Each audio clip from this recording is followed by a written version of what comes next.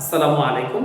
যে সকল শিক্ষার্থী 2026 খ্রিস্টাব্দে এসএসসি পরীক্ষা দিতে যাচ্ছ, তাদের অন্তত একবারের জন্য হলেও দেখে নেওয়া উচিত বাংলা দ্বিতীয় পত্রের এই অনুচ্ছেদ রচনাগুলো, সারাংশ, সারমর্ম, পত্র, দরখাস্ত, ভাব সম্প্রসারণ, প্রতিবেদন এবং প্রবন্ধ রচনাগুলো পড়া হয়েছে কি না।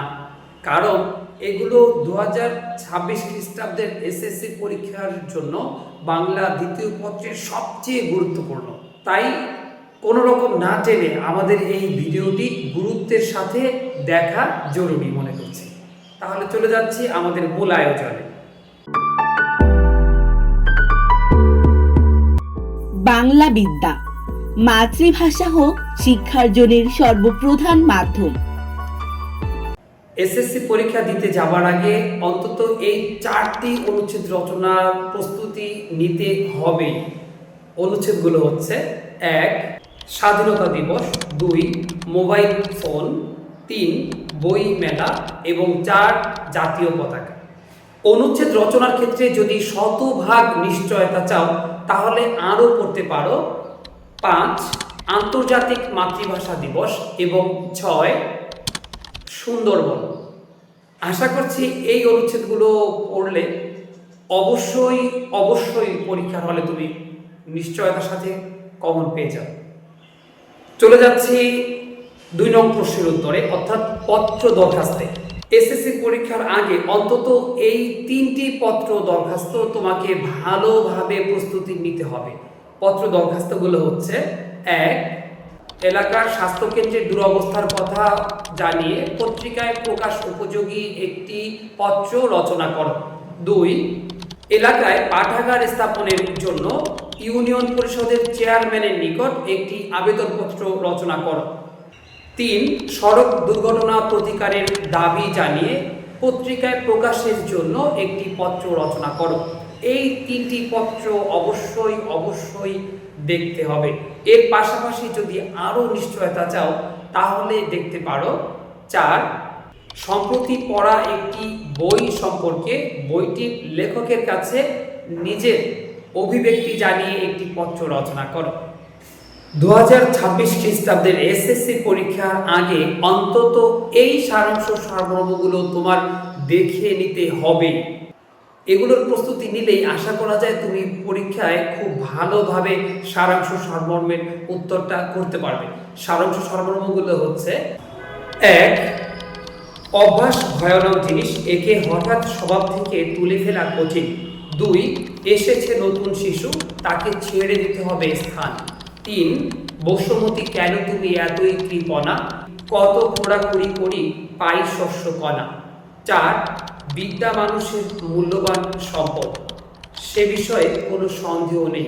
এবং 5 নম্বর হচ্ছে মানুষের মূল্য কোথায়, চরিত্র, মনুষ্যত্ব, জ্ঞান ও কর্মে। চলে যাচ্ছি ভাব সম্প্রসারণে।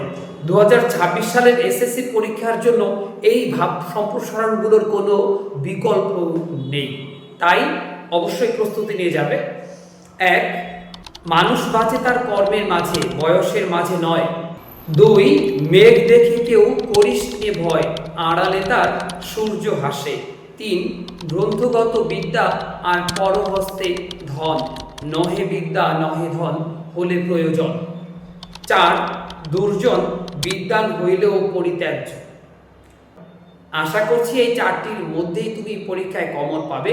তারপরেও যদি শতভাগ নিশ্চয়তার প্রত্যাশা করো তাহলে সাথে পড়তে পারো 5. ক্ষুধার রাজ্যে পৃথিবী গদ্যময়, পূর্ণিমার চাঁদ যেন ঝলসানো রুটি। 6. প্রাণ থাকলেই প্রাণী হয়, কিন্তু মন না থাকলে মানুষ হয় না। চলে যাচ্ছি প্রতিবেদন রচনায়। 2026 খ্রিস্টাব্দের এসএসসি পরীক্ষার জন্য এই প্রতিবেদনগুলো, অর্থাৎ মাত্র 3টি প্রতিবেদন তোমাকে পড়তেই হবে। প্রতিবেদনগুলো হচ্ছে: 1. তোমার বিদ্যালয়ে অনুষ্ঠিত শহীদ দিবস ও আন্তর্জাতিক মাতৃভাষা দিবস সম্পর্কে একটি প্রতিবেদন রচনা করো। 2. তোমার এলাকার সড়কের দুরবস্থা জানিয়ে পত্রিকায় প্রকাশ উপযোগী একটি প্রতিবেদন রচনা করো। 3. সুন্দর হাতের লেখা প্রতিযোগিতা সম্পর্কে একটি প্রতিবেদন রচনা করো। এই 3টি প্রতিবেদন পড়লেই আশা করছি তুমি এবারের এসএসসি পরীক্ষায় প্রতিবেদন কমন পেয়ে যাবে। আমরা একেবারে শেষ পর্যায়ে চলে এসেছি। এই পর্যায়ে প্রবন্ধ রচনার পালা। 2026 খ্রিস্টাব্দের এসএসসি পরীক্ষার জন্য এই প্রবন্ধ রচনাগুলোর বিকল্প হতে পারে না। তাই এই প্রবন্ধ রচনাগুলো তোমাকে দেখে নিতেই হবে।